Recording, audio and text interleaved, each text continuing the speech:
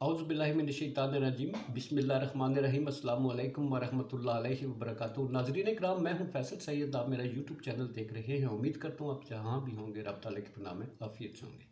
नाज़रीन, कपड़े किसके चौक में उतारे जाएंगे? फिर सदर अलवी साहब का दबंग बयान इमरान खान साहब की गिरफ़्तारी पर। फिर बात करते हैं नई पार्टी जो मर्ज़ वजूद में आ रही है, उसका सस्पेंस ख़त्म हो गया, उसका नाम क्या होगा, उस पर बात करते हैं। और परवेज़ इलाही साहब का दिलचस्प तबसरा खान साहब की असम्बलियाँ तोड़ने पर। तो पहले बात करते हैं जी कि सदर अलवी साहब की इमरान खान साहब से मुलाकात हुई ज़मान पार्क में। आपको मालूम है, कल मैंने शेयर किया था कि ज़मान पार्क में वो गए, इमरान खान साहब से मुलाकात हुई, मशावरत हुई, मौजूदा हालात को बड़ी संजीदगी से लिया गया और इस पर उनकी गुफ्तगू भी बड़ी संजीदा रही।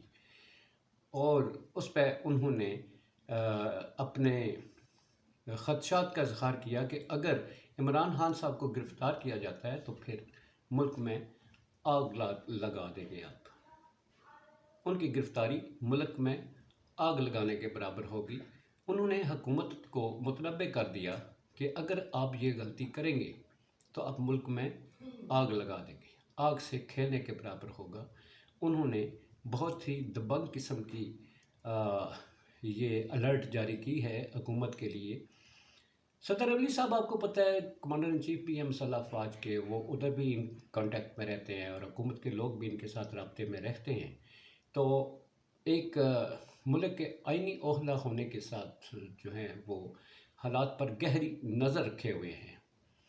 तो उनके इस बयान के बाद लगता यूँ है कि शायद हुकूमत की गोशगुजार उन्होंने दूसरी तरफ प्रॉपर वे में भी की होगी कि इमरान खान साहब को गिरफ़्तार करने की गलती ना करना। और ऐसे में हो सकता है, मुझे जो नज़र आता है कि इमरान खान साहब पर हाथ डालने से पहले हुकूमत लाख बार सोचेगी और ये अगर बड़ी गलती करते हैं तो अपने आप पर खुदकश धमाका करेंगे, जैसा कि ये पहले भी बहुत सारे कर चुके हैं। तो ये एक वो जिस तरह इन्होंने आखिरी जंग शुरू की है, समझे ये अपने ऊपर आखिरी खुदकश धमाका भी करेंगे। शहबाज शरीफ साहब के एतमाद के वोट से उस पर गुफ्तगू करते हुए अलवी साहब ने कहा कि मुझे अभी फ़िलहाल ज़रूरत नहीं है उन्हें एतमाद का वोट लेने की, कहने की, क्योंकि उनके पास अपने नंबर पूरे हैं। अब सदर किसी वक्त सरप्राइज़ देंगे। अब ज़ाहिर है वो बता तो नहीं सकते, मैं कहूँगा जी वोट अदम एतमाद, ये एतमाद का वोट लें। फ़िलहाल उन्होंने कहा जी उनके पास एतमाद का वोट लेने की ज़रूरत नहीं है, उनके पास नंबर पूरे हैं। फ़वाद चौधरी साहब की गिरफ़्तारी पर उन्होंने बड़े सख्त अल्फाज इस्तेमाल किए। उन्होंने कहा यह एक शर्मनाक हरकत है। जैसा कि आपको मालूम है, इमरान खान साहब के वो बहुत ही फ्रंट लाइन पर लड़ने वाले स्पाई थे फ़वाद चौधरी। उन्हें गिरफ़्तार किया गया और उनकी तज़लील की जा रही है। उनके मुंह पर कपड़ा डालकर यूँ पेश किया जा रहा है जैसे वो कोई दहशतगर्द है, कोई डकैत है, कोई चोर है, जैसे उनको पेश किया जाता है। तो ये तज़लील कर रहे हैं अपनी ज़हनी तशफ़ी के लिए। और ये इंतकाम जो इनके अंदर बढ़ा हुआ है, इंतकाम की जंग है। ना पाकिस्तान के लिए कोई जंग है, ना अवाम के लिए कोई जंग है, ये इंतकाम की जंग है। ये वो रिवेंज लिया जा रहा है जो इनके साथ इमरान खान साहब ने किया था। अब ये उसका डबल इंतकाम लेना चाहते हैं। तो ये सूरत हाल थी जी। दूसरी तरफ आते हैं नई पार्टी जो है, कपड़े किसके उतारे जाएंगे बाद में जिक्र करते हैं। बड़ी दिलचस्प ये है और बड़ी लम्हा फ़िक्रिया इस कौम के लिए कि यहाँ किस तरह की गुफ्तगू किसके लिए की जाती है। तो नई पार्टी के हवाले से मुफ्ता इस्माइल साहब ने जो है वो राज फाश कर दिया है।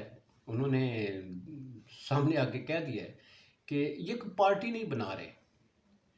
उनके बकौल ये पार्टी नहीं बना रहे, ये हम चंद लोग मिलकर पाकिस्तान की सूरत हाल बेहतर बनाने के लिए प्रेशर ग्रुप बना रहे हैं, जिसका नाम होगा री मैचिंग कौंसल पाकिस्तान। तो इसकी जो उन्होंने बताया कि हम अपोजिशन और हुकूमत को इस बात पर कायल करने की कोशिश किया करेंगे कि आप काम ठीक कर रहे हैं, आप गलत कर रहे हैं, जो गलत कर रहा होगा उसको ठीक करवाने की कोशिश करेंगे अपोजिशन और हुकूमत को मिलाकर। उन्होंने कहा ये सियासी पार्टी नहीं होगा, ये प्रेशर ग्रुप होगा। उनमें कौन लोग शामिल होंगे उन्होंने बताया, इसमें शाहिद खकान अब्बासी हैं, महफूज यानी मुफ्ता इस्माइल साहब हैं, और इसके बाद बड़े नाम हैं जी, ज़फ़र मिर्ज़ा जो पीटीआई के साबिक़ वज़ीर सेहत रहे हैं, वो हैं, मुस्तफ़ा नवाज़ खोकर हैं,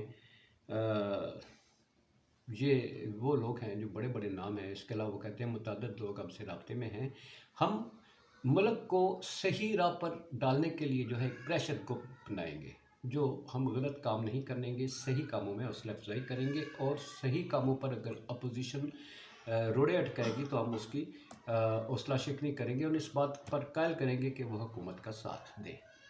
परवेज़ लाई साहब जनाब उस बढ़िया दिलचस्प किस्म की उनकी प्रेस कॉन्फ्रेंस थी, गुफ्तगू कर रहे थे वो, तो खान साहब की जो असम्बलियत तोड़ने का मामला है उस पर उन्होंने कहा ये गलती उन्होंने की है, मगर हम उनके साथ हैं, चलो जो कुछ होना था वो हो गया। आगे चलकर वो कहते हैं कि मैं इस हक़ में नहीं था, हम कहते थे हम डिलीवर कर रहे हैं, हम इतना काम कर रहे हैं कि नून लीग के लिए हम गुंजाइश कोई स्पेस नहीं छोड़ेंगे।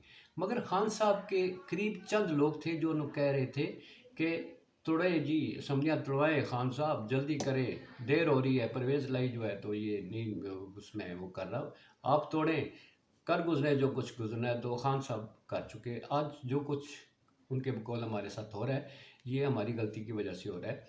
और फवाद चौधरी साहब के बारे में उन्होंने कहा, साफ़ी किसी ने पूछा कि वो गिरफ़्तार हो गए, तो उन्होंने कहा कि नाम तो नहीं लिया उन्होंने कहा कि बहुत सारे जनाब लोग हैं जो मशवरे देने वाले हैं, उन्होंने विचों एक गिरफ़्तार हो गया है, एनू पहला गिरफ़्तार हो जाना चाहिए था। मतलब ये है कि फवाद चौधरी साहब भी उन्हीं लोगों में शामिल हैं जो खान साहब को मशवरा दे रहे थे कि असम्बलियत तुड़वाएँ, और परवेज़ लाई साहब के नज़दीक शायद ये मशवरा गलत दिया गया था। और अब लग रहा है, मैंने पिछले व्लॉग में भी बताया था कि खान साहब ने ये बहुत बड़ी गलती की, शायद उन्हें अभी एहसास हो गया है कि उन्होंने अपने हाथों से अपने ख़िलाफ़ जो पावर है वो निगरान हुकूमत को दे दिए। अभी तो बहुत सारे आगे चलकर मामलात ख़राब होने वाले हैं जो शायद इस हुकूमत के लिए चैलेंज बन जाएंगे। उसमें ये हुकूमत काबू पा सकती है नहीं पा सकती है, ये आने वाला वक्त बताएगा। क्योंकि जिस तरह से इक़दामात किए जा रहे हैं, जिस तरह से पीटीआई को मैदान से हटाने की कोशिश की जा रही है, वो उसमें कामयाब होते नज़र नहीं आते। आप लोगों का हजूम देखें कि खान साहब की हिफाजत के लिए लाहौर में बैठा हुआ है। लाहौर ऐसा किसी कभी सियासी पार्टी के साथ नहीं हुआ। कभी कोई जाता है तो यहाँ खुशी के शादियाने बजाए जाते हैं। कभी अवाम नहीं निकली किसी लीडर के लिए कि इसे इक़्तिदार से क्यों हटाया गया। खान साहब ने वो तारीख़ रकम की है जो किसी सियासी लीडर के किस्मत में नहीं लिखी जा सकी। वो उनके जाते ही आपने देखा कि जिस दिन वो निकले तो दुनिया जो पहले ख़िलाफ़ थी सारे इनके साथ खड़े हो गए। जितनी इसमें पाकिस्तान की कौम थी वो करोड़ों की तादाद में बाहर निकले। ये इससे साबित होता है कि खान पर अल्लाह मेहरबान है, जिस पर अल्लाह मेहरबान है उसकी ये मखलूक कुछ नहीं बिगाड़ सकती, और जिस पर खुदा मेहरबान ना हो तो फिर मखलूक उसके ख़िलाफ़ हो जाती है। इस वक्त तक खान साहब की किस्मत साथ दे रही है, उन पर अल्लाह की रहमत साथ दे रही है, और अल्लाह ने लोगों के दिलों में उसकी मोहब्बत डाली हुई है जो जान देने से नहीं कुतराते, और वो वहाँ पर खड़े हैं। वो कहते हैं कि हम अपनी जानें दे देंगे। बच्चे बूढ़े जवान सब कहते हैं कि हमारी लाशों से गुजर कर ही कोई जाएगा तो खान को गिरफ़्तार करेगा। ऐसी मिसाल पाकिस्तान की तारीख़ में नहीं मिलती। अब बात करते हैं जी कि मामला है कपड़े उतारने का। हमारे अगर सियासत में और सहाफ़त में संजीदगी को देखा जाए तो गैर संजीदा है। शेख रशीद साहब ने एक बात की, पहले जवाब में दे दूँ। ये सलीम बुखारी साहब हैं 24 न्यूज़ के, बड़े मंजे हुए वहाँ पर ये हैं, एंकर भी हैं और तज्ज़ियाकार भी हैं, सहाफ़ी हैं, बड़ा नाम है इनका। उन्होंने शेख साहब को कहा कि मैं तुम्हारे कपड़े, मैं धमकी दे रहा हूँ, मैं तुम्हारे कपड़े चौक में उतारूँगा और ये मेरा चैलेंज है तुम्हें। मैं तुम्हारा वो कुछ करूँगा कि तुम सोच भी नहीं सकते, तुम लोगों के मुंह दिखाने के काबिल नहीं रहोगे। ये एक सहाफ़त है, पढ़े लिखे लोग हैं, बड़े ही ज़हीन फ़तीन लोग होते हैं।